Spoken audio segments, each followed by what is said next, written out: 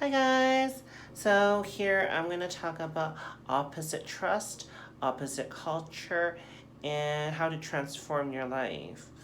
So when it comes to opposite trust, what it does is it means that, um, you know, does he trust me more or him more?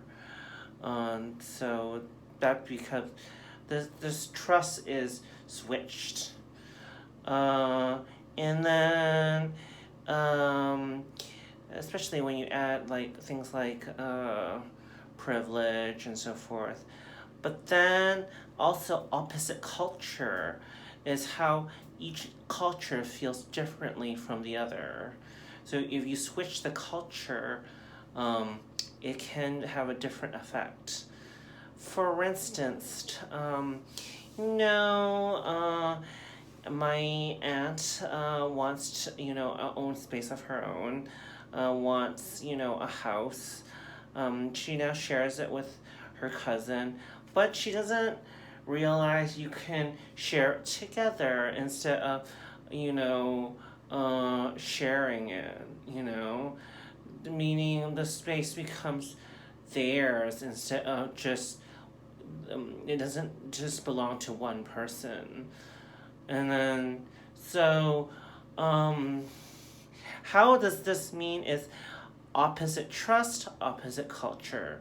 So when we think about how we kind of like in Chinese culture, a lot of us can live together, but in other cultures, you wanna like finally leave college and get a space of your own, um, but and then there's opposite trust, like can we share the space together or is it mine? But um if you abandon the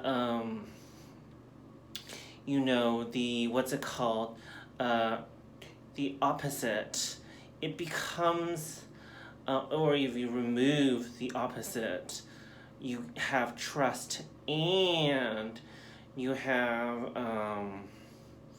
culture. So it really depends on a lot of variables. So, one of the things now is that she enjoys her space now with her cousin.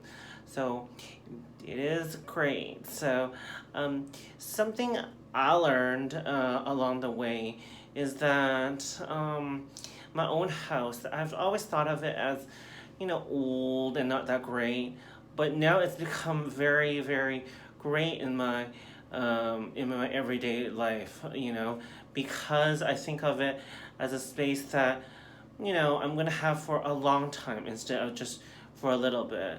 And then I can decorate and make it cleaner and better and just a space for my own. And it would make it so much better than it would be like, if I kept thinking, I needed a new house instead of just, this house, and then making that house mine now is stronger.